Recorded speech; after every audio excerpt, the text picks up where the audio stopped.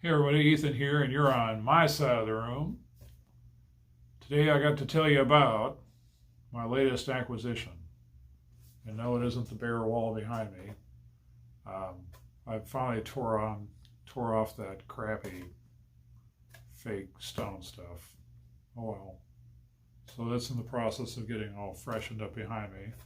Nope, today I got to tell you about this. It's a Korg IKEA project. So this is something that's been kind of around. It's literally a DIY synth kit.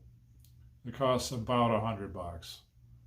With inflation these days, and once I really found out what this thing was capable of doing, I was like, I gotta grab it before the price jacks up. Let's get started and see what this thing is and what it does. All right, so this is no joke about this being all IKEA-ized.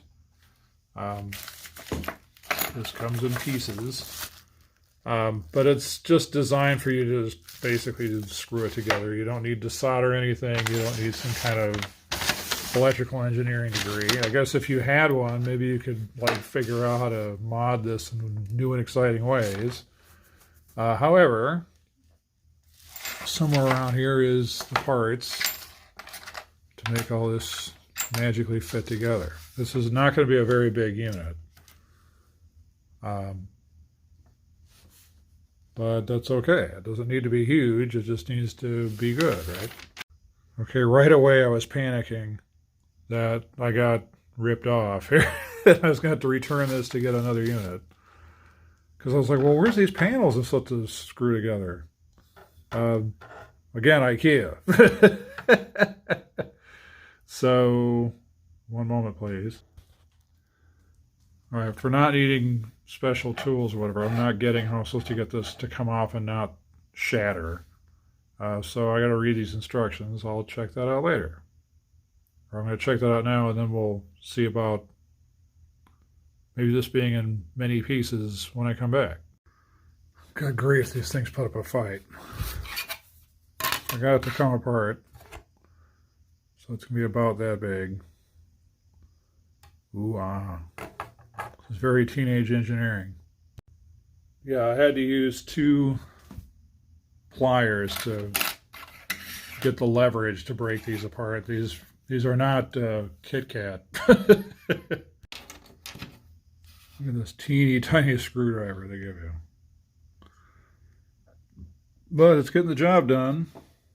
I gotta say, this thing is like secretly genius.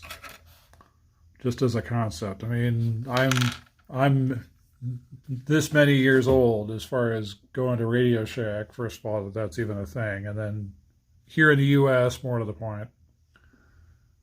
And then there would be project boxes that would be about this big, and the idea was you could drill into it and put in your own circuit board and make whatever. I never did it, but I know it's a thing. So clearly somebody was thinking, hey, you know what would be a great idea? Let's do this. But for $100, I mean, this is kind of fiddly AF as far as having to, like build your own synth. But what this thing can do once it's put together, I mean, I'm just thinking it's all completely worth it. This is just fun. I'm enjoying this. All right, here's another little story for you guys. Jamie's former coworker, Lucy, used to insist on keeping this stuff on anything she bought that had it. And her rationale was 2 things. 1, to keep it looking nice. And then 2, it's, well, what if you have to return it? I'm like, well, if you have to return it, then typically places just take it as a return anyway. These days, I don't know, as far as returns, it's necessarily stuff that just goes right back on the shelf. I think it's kind of like just taken as a loss some way, somehow.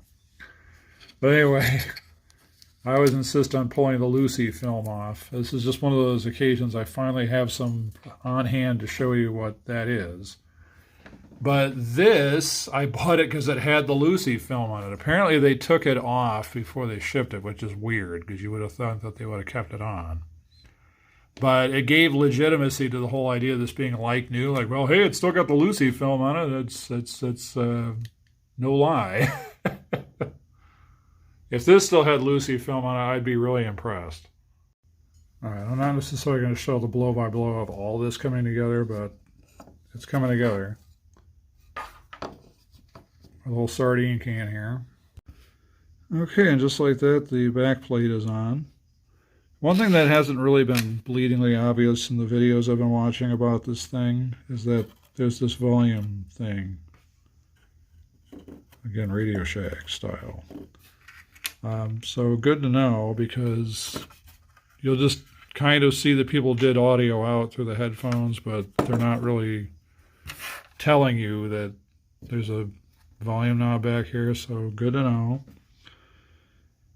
So there's this style MIDI in, but this kind of thing is also on the MIDI out of the beat step. So it begs the question, like, can you just run a 1/4 inch or 1/8 inch rather cable from here to here and have it do it, or do you really have to go through this whole big mess of, okay, you do the 1/8 inch to MIDI and then to MIDI to then that again back to the other thing? So it's here. Let me explain myself better. Do I need this to a 5-pin MIDI to another one back to this? It's like, what the hell? And maybe that's what's going to end up happening. But anyway, time to rejigger this, because I can't do all this right now. Like I have to kind of like just make this be what I'm messing around with, but that's fits in nicely with like what I'm interested in at the present moment. So here we go. Ooh, it works. All right, time to play with my toy. Okay, so for right now, it's built. It works.